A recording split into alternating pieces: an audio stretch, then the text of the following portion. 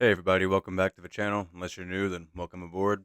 I know. I keep saying I'm going to make a video about a thing, and then I make a video about another thing. I get it. I promise those are coming. It's just scheduling conflicts. It's all being worked out, but they are on the way. So just bear with me, but I promise they are coming. So today I thought we would do something pretty cool. Let me just say this before I get started. I'm not sponsored in any way, not affiliated with anybody at this point, so don't worry about that. I just think that this is one of the coolest things ever. So today, I'm going to show you how I use Beat Scholar by Modalix to write breakdowns. Let's just jump right in. I have Beat Scholar open. If you don't know what this is, essentially it's just a tool that can help somebody write drums and patterns if you're not much of a drummer, like myself. I've always been a guitar guy. I always follow whatever the drummer's doing. I didn't really learn to count out music and things like that growing up, so I'm learning things the right way now, but this helps me learn that instead of leaning on it, if that makes sense. So I've already programmed a pattern here that I want to show you guys, and this is what we're going to be using today to get everything going. But just to show you how quick it is, I mean, I just literally opened up a blank slate, just clicked around a little bit, and was like, yeah, that's great, perfect. It doesn't sound the best on its own, but it gives you what you need.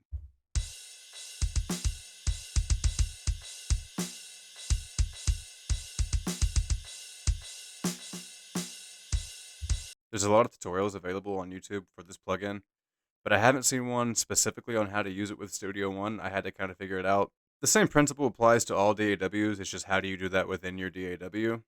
It was a little confusing, but I figured it out. So if you do use Studio One and you'd like to know how to use this with Studio One, please let me know in the comments, and I'm happy to make a video about it.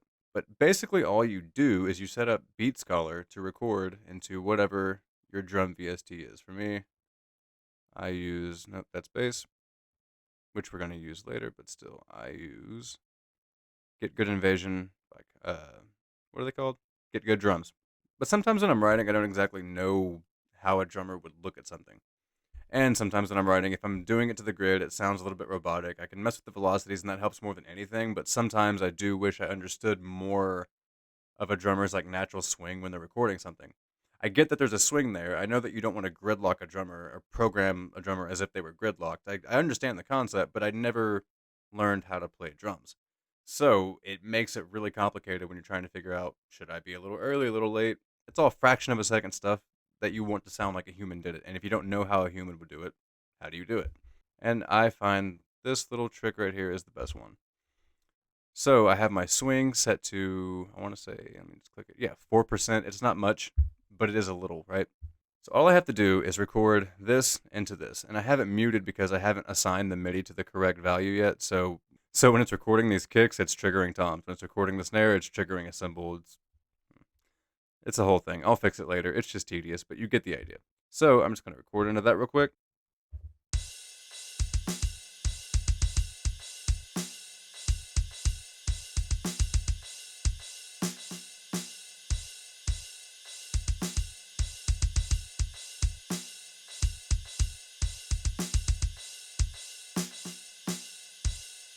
All right, so now that that's out of the way, I will just shorten that to an even amount. All right, so I'll shorten that down, and I'll bring these over here.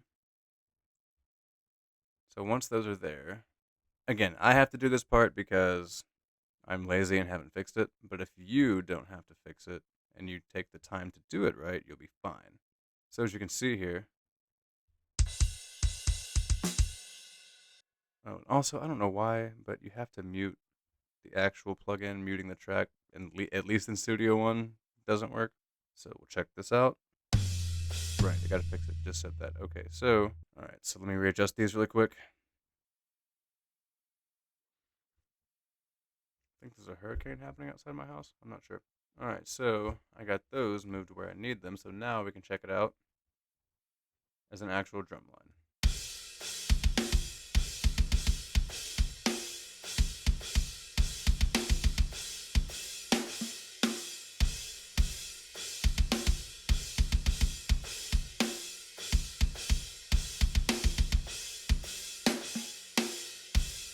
And I know this is pretty basic stuff, and I'm not really going overly complicated with the pattern. You could go completely in the weeds. Modalix is insane. Again, tons of tutorials exist out there if you really want to get, in deep with it, but I'm just trying to show that you can use it to just knock out an idea really quickly, or at least get it started, and that's what we're going to do. So, got my drum started. Now, what I like to do, if you've been watching, you know how I do it. I will duplicate these, and these will become blended with one-shots. And something I've been doing recently is duplicating it again, and I bring it down here, and I run it through Contact once more into the studio drummer. I have it tuned all the way down. I have the room mix up pretty high. The attack is really low. The decay is a little higher, set to the metal kit. And if you solo it, you can hear that it's not really doing much.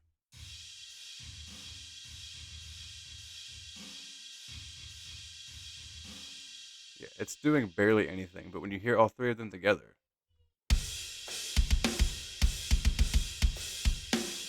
okay, now I'm going to cut this other one out, and you'll hear it missing. It's not doing much on its own. It just kind of pumps it up. It's the same concept, basically, as parallel compression, but not. I'm just slamming the out of one of them, so it just pumps everything up. I don't know how to explain it, but it works. Check it out.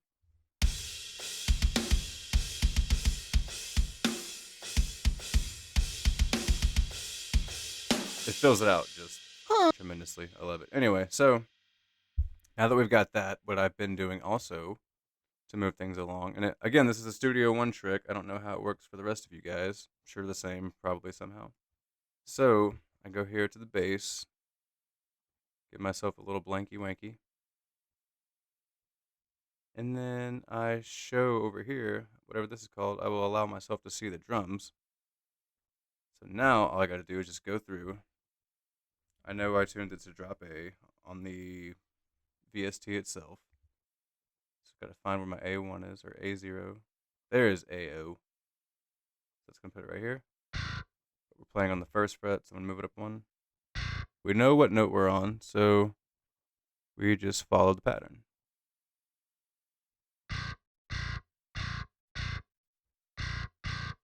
Okay, so we've got that finished. So now, all together, we have this.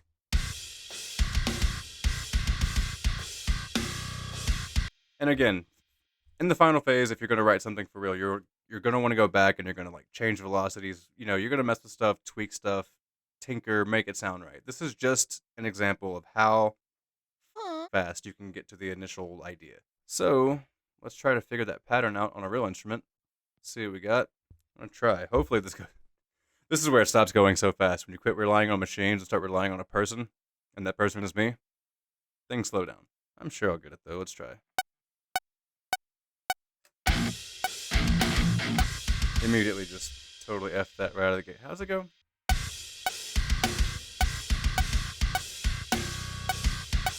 Alright, so. Okay, one more time. I'll get it. It's gonna get there. We'll get it. That one worked out alright. So let's drop it in the dub section. I'm gonna mute it so it's not throwing me off.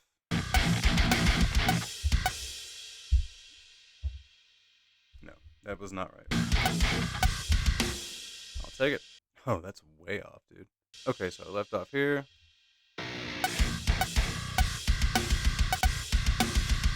Bop, bada, bada, bop, bop.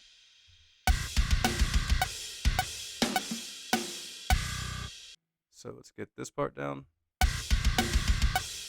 Bop, bada, bada, bada, bop. I can do that.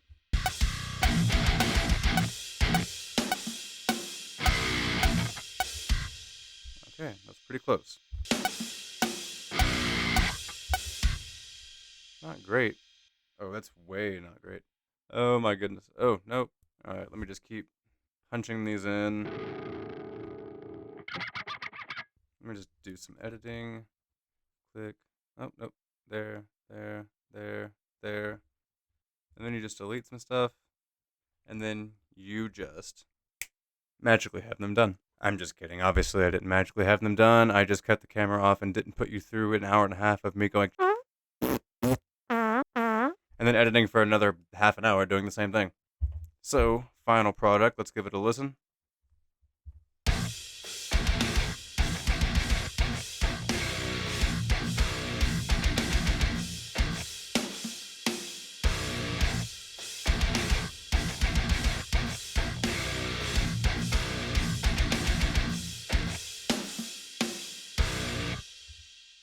I mean, I know that's not much of a breakdown, and I know that we're not doing layers and ambient stuff, and we're not really, really stacking this thing up, but I really just want to showcase how fast that is. I mean, not including the time it took me to be a good guitar player. 30 minutes deep. We're 30 minutes deep.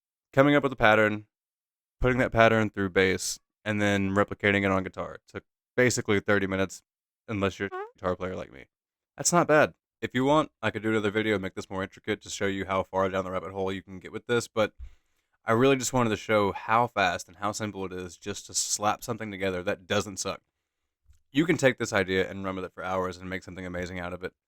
Most of the riffs you see on here, I do start this way. So I just really wanted to give you guys some insight as to how things get started. Because usually I'm cutting the camera on, and I'm a few riffs in, some things have been pounded out, and I kind of show what I do halfway. Yeah, I just wanted to show how simple that is. I mean, I'm not a drummer. I had never learned it. I get what should be happening, but I'm not. I don't have a lot of free time. You're not gonna make me drum, bro. And I think Modalix is the man. I think it really, really helps out. It's made my productions just level up so fast having this. It makes everything sound so much more natural, like having the swing. You have swing options in Studio One. They work great. But this one, I gotta say, this one works a little bit better, and it's a little bit more simple to use than the way Studio One has it set up. I know with Studio One you can do something called patterns, which is basically the same thing. I don't know, just with the little pizzas and seeing it in circles like this and how easy they have it set up for someone to use just makes things simplified. So yeah, let me get all this stuff off me. Bye.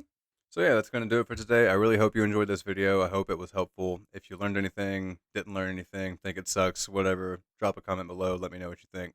I do want to say I appreciate how many of you have been sharing this stuff. My shares have gone up exponentially in the past 2 videos, and it really is helping. I mean, I'm still in the beginning stages here, but it's moving along, and that's because of you, dude. So I really appreciate it. As always, all the thanks in the world. Peace.